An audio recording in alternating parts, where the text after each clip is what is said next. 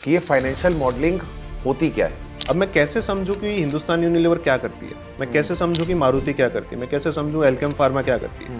मुझे उसका financial statement पढ़ना पड़ेगा। आप स्टूडेंट से क्या एक्सपेक्ट कर रहे हो कि स्टूडेंट को कितना आना चाहिए और हम हमारा जो कोर्स है वो कहाँ से स्टार्ट करते हैं, कौन सी ऐसी मिस्टेक्स हैं इस फील्ड के अंदर जो स्टूडेंट्स और प्रोफेशनल्स करते हैं। So we give so much weightage to marks कि हम कॉन्सेप्चुअल क्लैरिटी में नहीं जा पाता। एक प्रोजेक्ट का IRR 20% है, तो इसका क्या मतलब। AI हमें रिप्लेस कर देगा, आपका इस पे क्या थॉट है। डॉक्टर को रिप्लेस नहीं कर सकते AI से, आप लॉयर को रिप्लेस नहीं कर सकते। कौन चांस लेगा कि जेल में चला जाऊं मैं। But this is something to help us. Hello बच्चों, कैसे हो आप लोग। उम्मीद करता हूं सब लोग बहुत बढ़िया रहोगे। दोस्तों बहुत बहुत स्वागत है आप लोगों का PW के नेक्स्ट इनिशिएटिव के अंदर, एक नए चैनल के अंदर, जहां पर आप लोगों को स्किल्स अपग्रेडेशन में बहुत ज्यादा मदद मिलने वाली है। PW हमेशा ही आप लोग के लिए कुछ ना कुछ नया लेकर आता है और इस बार PW आप लोग के लिए लेकर आया है फाइनेंशियल मॉडलिंग के कोर्सेस। और सर इस कोर्सेज को आपको कराने वाले हैं इंडिया की बहुत ही बेहतरीन फैकल्टी CA कुलदीप शर्मा जी, जो पिछले 7 साल से इसी फील्ड के अंदर काम कर रहे हैं। हजारों स्टूडेंट्स को उन्होंने इस फाइनेंशियल मॉडलिंग के कोर्सेज को कराया है और सिर्फ स्टूडेंट्स ही नहीं, बहुत सारे प्रोफेशनल्स को भी उन्होंने हेल्प करा है अपने आप को अपग्रेड करने में, अपनी जॉब को अपस्किल करने में। तो आइए स्वागत करते हैं हमारे पास CA कुलदीप सर का। कुलदीप सर, स्वागत है आपका आज के सेशन में। तो कैसे हैं आप। बहुत अच्छा हूँ sir, and thank you for the kind introduction. Sir सबसे पहले मैं और हमारी जो ऑडियंस है वो ये जानना चाहेगी कि ये फाइनेंशियल मॉडलिंग होती क्या है, फिर हम इसके ऊपर आगे चर्चा करेंगे। पहले आप इस पे इनसाइट दे दीजिए। सर फाइनेंशियल इंडिकेट्स कि हम कोई फाइनेंशियल प्रॉब्लम के रिलेटेड बात कर रहे हैं, and model means a structured approach to deal with that problem.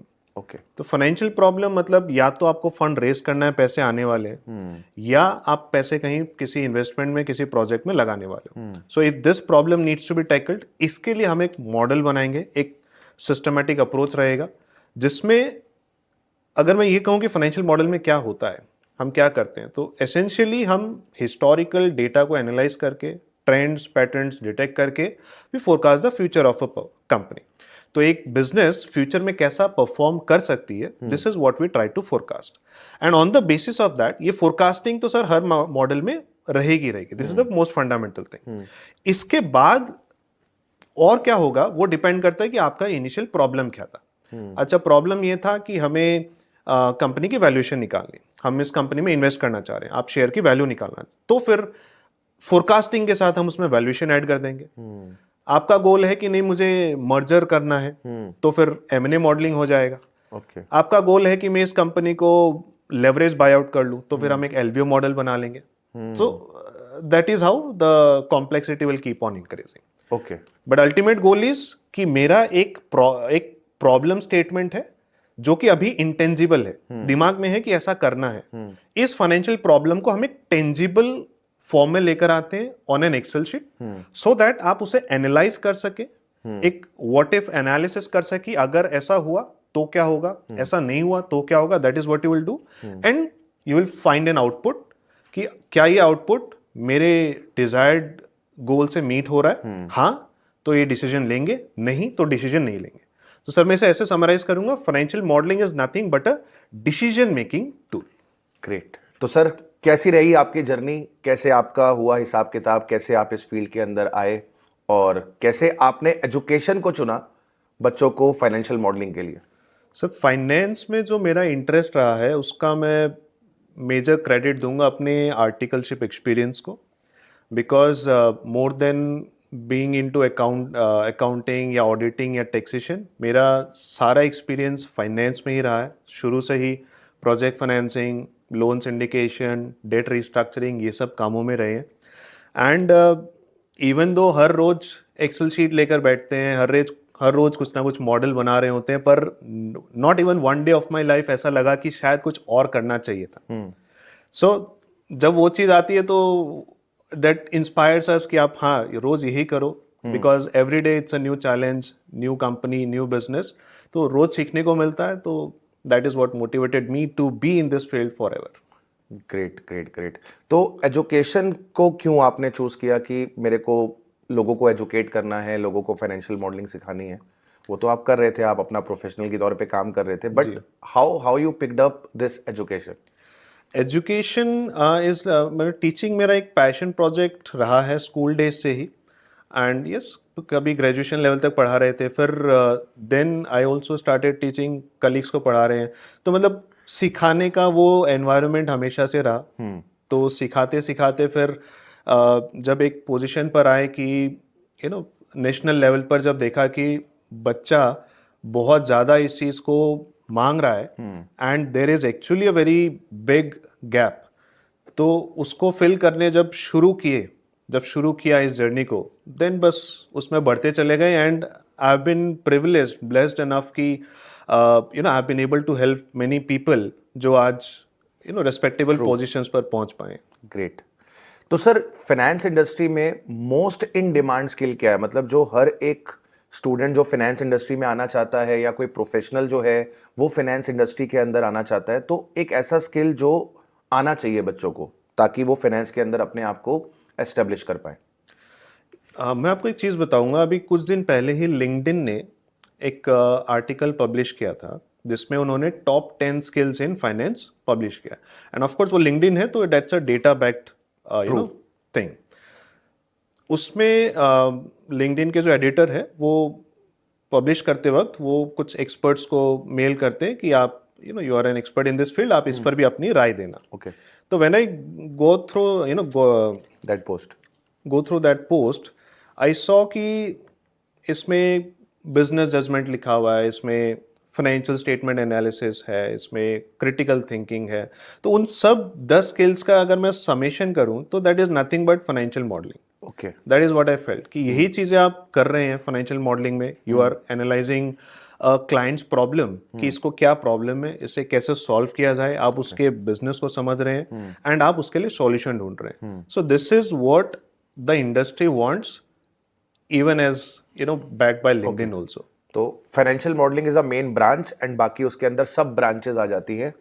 जी, मैं इसे इस तरह से कैटेगराइज कर सकता हूँ दैट अगर हम टेक्निकल स्किल्स की बात करें तो फाइनेंशियल मॉडलिंग में भी हमें क्या चाहिए। देखिए, सबसे पहले तो financial modelling, if this is the destination, तो इसे कवर करने के लिए हमें एक व्हीकल चाहिए। That vehicle is Excel.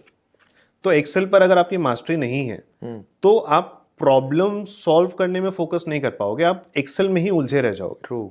That's the first thing. Next is कि आपको बिजनेस समझ में आना चाहिए।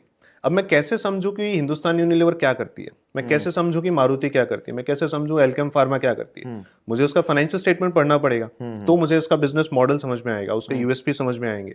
तो फाइनेंशियल स्टेटमेंट समझ में आना पड़ेगा।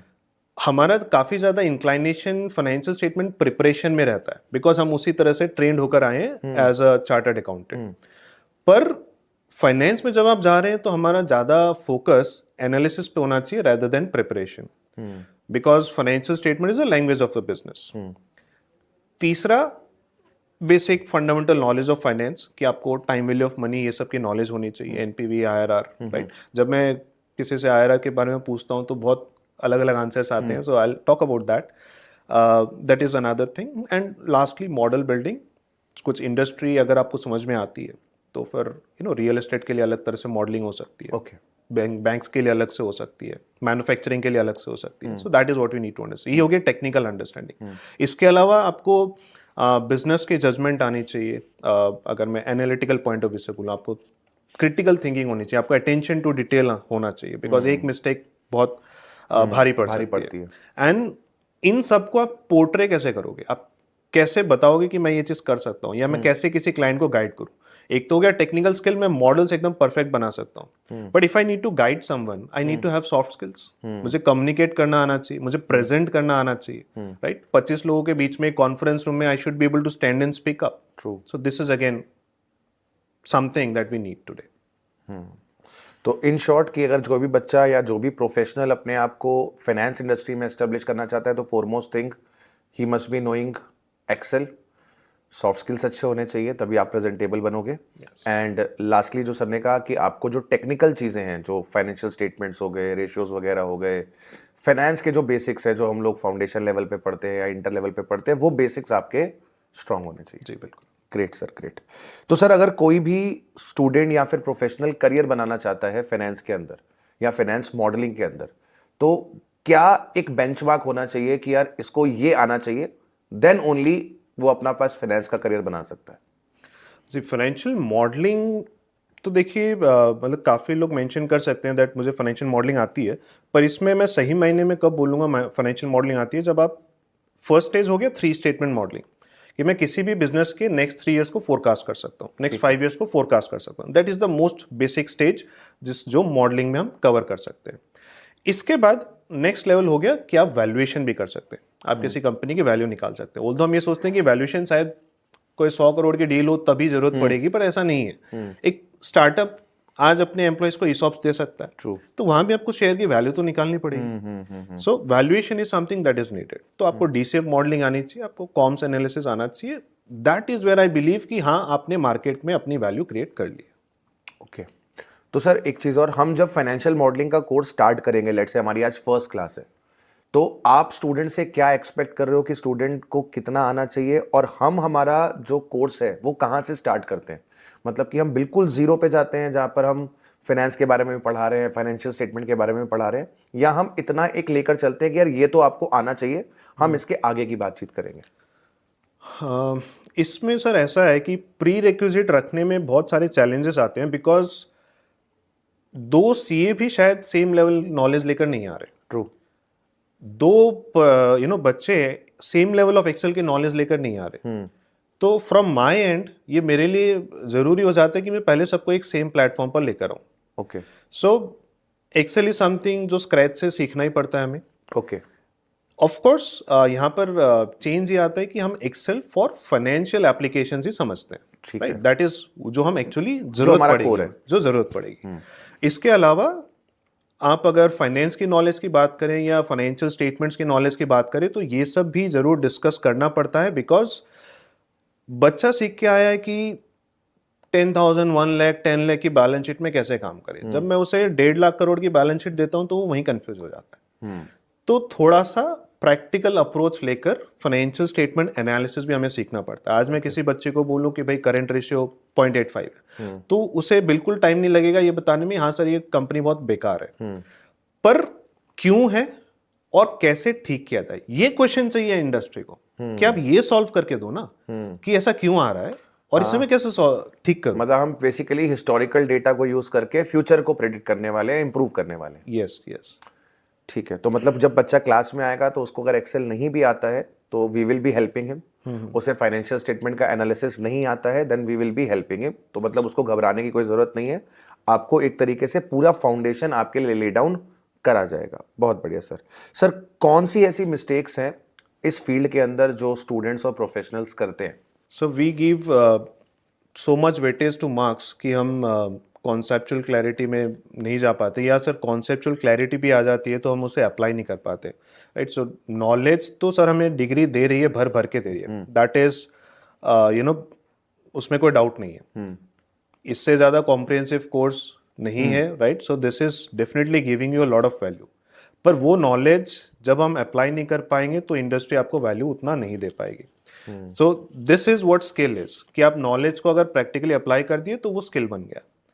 एंड जब स्किल की बात आ रही है तो जैसा मैंने आपको बताया कि अब बच्चा आईआरआर पढ़ के आ रहा है, तो आईआरआर अब मैं उसे टेक्निकल राउंड में पूछ रहा हूँ, भाई आईआरआर समझाओ मुझे क्या होता है, एक प्रोजेक्ट का आईआरआर 20% है तो इसका क्या मतलब है? तो सर उससे सिर्फ इतना ही निकल पाता, IRR is the rate at which NPV become 0। इससे आगे मैं पूछना चाह रहा हूँ क्या है ये, तो वो कहेगा सर 20% पे एनपीवी 0 हो जाएगा। पर वो मुझे नहीं समझा पा रहा है कि ये 20% कर क्या रहा है, इसकी मदद से मैं क्या डिसीजन लूं। तो ये सर एक बहुत बड़ा गैप है। आज मैं किसी बच्चे को पूछूं भाई एंटरप्राइज वैल्यू समझा दो मुझे, तो वो कहेगा सर फॉर्मूला उसे याद है, बिकॉज हम फॉर्मूलाज पे बहुत ध्यान देते हैं सर, हमें एग्जाम में पास होना है तो हमें वो याद रहता है, market cap plus debt minus cash ऐसा बोल देंगे। तो मैं कोई नया टर्म ले आऊं, अच्छा बताओ फाइनेंशियल इन्वेस्टमेंट्स का क्या करेंगे, प्लस करेंगे कि माइनस करेंगे, तो यहाँ मैं पूछता हूँ लीज लायबिलिटीज का क्या करेंगे, तो सर वो फिर हैंग हो जाता है, ये तो फॉर्मूला में था ही नहीं। तो बिकॉज हमने उस चीज को जड़ से नहीं समझा, this is where the gap is.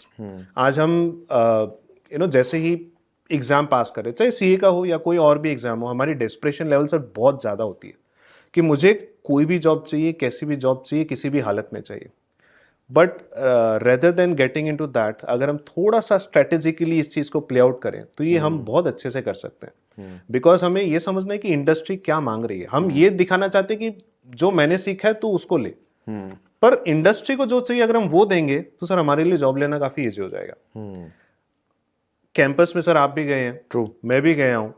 After just getting a degree today is not a guarantee that we are in the right place, right? तो we have to complement it with the right skills. जब हम job के लिए जा रहे हैं, so हमारी कोशिश ये रहती है कि अच्छा मैं भी सीए करके आया हूँ और जितने कैंडिडेट्स हैं वो भी सीए करके आए हैं, तो मैं शायद कुछ अलग कर लूँ। तो अलग करने के लिए बच्चा कोशिश करता है, कोई फ्री का सर्टिफिकेट ले लिया, वैसा कुछ कर लिया, so that मेरा सीवी में वेटेज आ जाए। पर यहाँ लैक ये रहता है कि वो सिर्फ सीवी में आता है, इंसान में वो वेटेज नहीं आ पाता।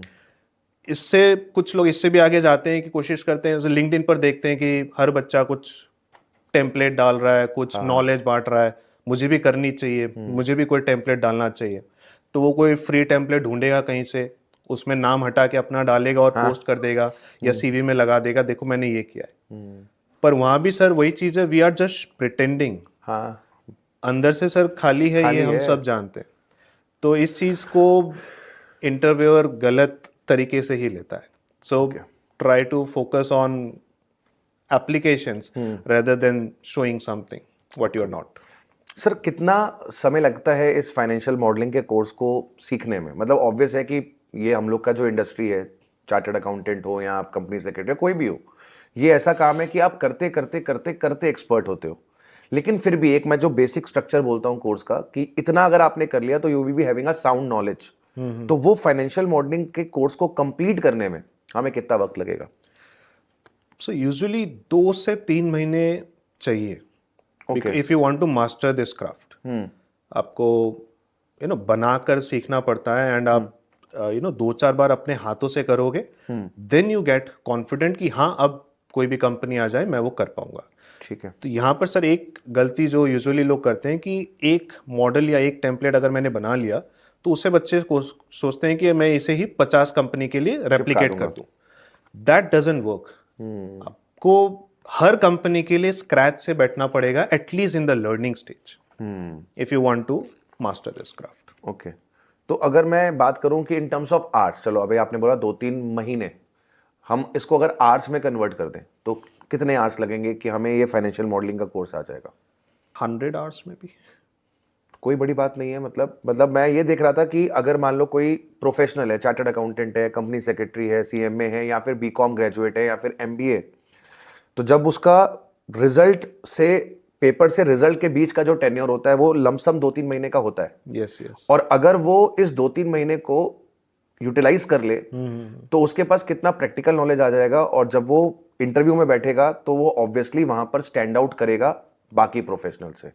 और इंटरव्यूज के अंदर यही चीज होती है सर, जब इंटरव्यू आ रहा है, वैकेंसी आ रही है, तो हर कोई सीए है, हर कोई एमबीए, हर कोई सीएस है। How you are going to be stand out, that makes a difference. और आपका जो एम्प्लॉयर है वो हमेशा एक एडिशनल एज को फाइंड करेगा। भाई सीधी सी बात है यार, सब 10 बैठे हैं, तेरे पास एक्स्ट्रा क्या है? बहुत बढ़िया सर। अगर कोई इस रोल में आना चाह रहा है या अपनी एग्जिस्टिंग फील्ड में स्टक हो गया है, तो उसको आप क्या एडवाइस करोगे कि किस तरीके से वो वहां से बाहर निकल जाए और अपने करियर के अंदर ग्रोथ को अचीव कर पाए?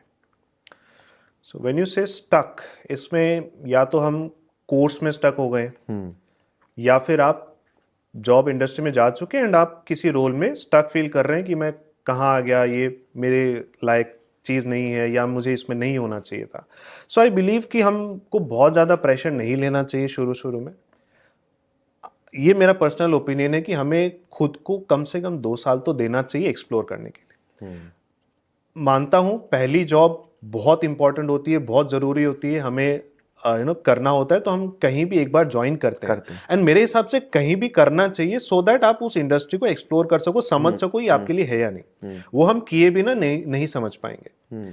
तो ठीक है, आप ज्वाइन कीजिए, फिर आप और एक्सप्लोर कीजिए, दूसरी जगह जाइए। ठीक है, इफ योर एक्सपीरियंस बिकम 0, अगर मैंने 2 साल पूरे एक्सपेरिमेंट्स किए, 2 साल बाद मैं कोई तीसरी लाइन में जा रहा हूं, वहां पर मेरा एक्सपीरियंस 0 काउंट किया जाएगा. I am okay with that, I should B okay with that कि हाँ अब मैं जहां आया हूं ये काम मुझे अच्छा लग रहा है, ये मैं रोज करूंगा तो भी बोर नहीं होऊंगा. And that is what I can do for my life. I am passionate about it. Right, आपको वो पैशन अगर फील हो गया तो इट इज वर्थ इट. आपने जो भी चेंजेस किए, आप कहीं भी गए थे, it is worth it. Because sir कैसी भी जॉब हो कुछ ना कुछ तो सिखा कर ही भेजती है. ट्रू. यस सर जैसे एआई बहुत अपग्रेड हो रहा है, हमारी लाइफ्स में आ रहा है, तो मार्केट में ऐसा बहुत ज़्यादा र्यूमर है कि एआई के आने की वजह से हमारी जो जॉब रोल्स हैं अकाउंटिंग एरिया में, फाइनेंस एरिया में, ये वैनिश हो जाएंगे, एआई हमें रिप्लेस कर देगा. आपका इस पे क्या थॉट है? सर एआई इज समथिंग, हाँ जिसके साथ हमें अडेप्ट करने की ज़रूरत है, इसे हम इग्नोर तो नहीं कर सकते. But this is something to help us. AI को जब तक हम एज एन असिस्टेंट यूज़ कर रहे हैं इट इज़ बेनिफिशियल. आप और प्रोडक्टिव बन रहे हैं, आप और एफिशिएंट बन रहे हैं. पर अगर हम एआई को अपना बॉस बना ले कि कोई काम है वो बस मैंने उससे किया और वो दे दिया, अगर मैंने वहाँ पे अपना इन्वॉल्वमेंट ख़त्म कर दिया तो सर फिर मैं खुद की वैल्यू ही ख़त्म कर रहा हूँ. So it should not be your boss कि एआई ने ऐसा बोला तो ऐसा ही होना चाहिए. It should be used as an assistant कि मैं डिसाइड करूंगा करना क्या है.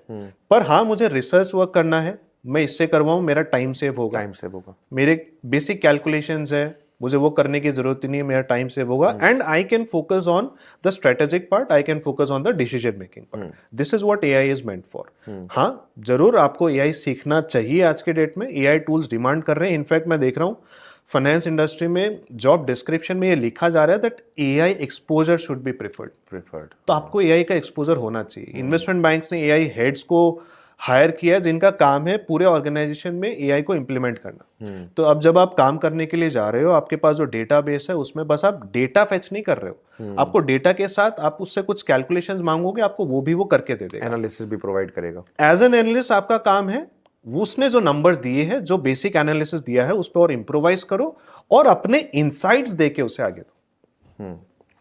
नहीं, बच्चों को और मार्केट में ऐसा लगता है कि एआई बिल्कुल हमें रिप्लेस कर देगा. क्या ऐसी सिचुएशन निकल के आएगी कि बिल्कुल हम रिप्लेस हो जाएंगे? So finance would be one of the last things. अगर ऐसा कभी होता भी है तो आप डॉक्टर को रिप्लेस नहीं कर सकते एआई से, आप लॉयर को रिप्लेस नहीं कर सकते. कौन चांस लेगा कि जेल में चला जाऊं मैं, right? And similarly financial advice में सर कोई कैसे चांस ले सकता है कि एआई ने बोल दिया ये स्टॉक खरीद लो और मैं खरीद लूंगा. So this is not going to happen. Financial advisors में ह्यूमन एलिमेंट हमेशा रहेगा. I believe that. And this is something that is going to stay. मतलब वो चेंज नहीं होगा. ग्रेट. सर आपका क्या विजन है? ये जो पीडब्ल्यू स्किल स्टार्ट हुआ, आप इसको किस तरीके से देख रहे हो, और आप फ्यूचर में जो स्टूडेंट्स हैं जो इन कोर्सेज को परस्यू करने वाले हैं, उनके लिए आप क्या विजन देख रहे हो इस पर्टिकुलर प्लेटफॉर्म पे? सो पीडब्ल्यू स्किल्स का विजन यही है that we want to make finance enthusiast employable. आप सिर्फ नॉलेज लेकर आ रहे हैं, पर एम्प्लॉयमेंट में अगर कोई भी गैप्स हैं, जो भी इंडस्ट्री डिमांड कर रही है, उसमें जो भी कमियां हैं उसे हम भर सकें, सो दैट आपका जो भी पोटेंशियल है आप उस पर एक्चुअली परफॉर्म कर पाओ. आप उस पोटेंशियल को लेकर ऐसी जगह ना चले जाओ या एक गलत रोल में ना फंस जाओ या अपना पोटेंशियल पूरी तरह से नहीं निकाल पाओ. Right, so this is what our aim is कि आप पैशनेट है किसी चीज के बारे में, right? Specially we are talking about finance here. So you should be able to demonstrate your skills and this is what the industry wants. Right, ये मैं अगर कमियों में गिनना चाहूँ जो मिस्टेक्स रहती है कि हम रेज्यूमे बनाते हैं सर, पर उसमें हम अपनी प्रोफिशिएंसी को, हम अपनी स्किल्स को दिखा नहीं पाते. मैं लिख दूंगा सर मुझे एक्सेल आता है, मैं लिख दूंगा मुझे फाइनेंशियल मॉडलिंग आता है. This is not what is demonstration of your skills. You need to be in a position जहां he is able to know कि एग्जैक्टली आप ये चीज डिलीवर करने के लिए capable. This is what we want people, candidates to achieve. And मुझे लगता है सर कि अगर आप कह रहे हो 2-3 महीने लगते हैं इस कोर्स को करने में और एक साउंड नॉलेज आपके पास आती है, तो एवरी एस्पिरेंट जो फाइनेंस के फील्ड में अपना करियर बनाना चाहता है उसे ये कोर्सेज करने चाहिए. अपार्ट फ्रॉम योर करिकुलम, जो भी आप कर रहे हो, आप बीकॉम कर रहे हो, आप एमबीए कर रहे हो, आप सीए कर रहे हो, सीएस कुछ भी कर रहे हो, अगर 2-3 महीने आप लगाकर एक फाइनेंशियल मॉडलिंग का कोर्स सीख लेते हो, then it will provide you edge to master this industry. And मैं उम्मीद करता हूं कि जो बच्चों ने आज ये पॉडकास्ट देखा है या प्रोफेशनल्स ने पॉडकास्ट देखा है वो ज़रूर से PW स्किल्स के अंदर इस फाइनेंशियल मॉडलिंग का कोर्स करेंगे। और मुझे पूरा भरोसा है कुलदीप सर बाकी जो अभी तक उन्होंने अचीवमेंट्स करी हैं उन अचीवमेंट्स से बेहतर इस प्लेटफॉर्म पे अपना रिजल्ट लेकर आएंगे। तो Kuldeep sir, all the very best. Thank you sir.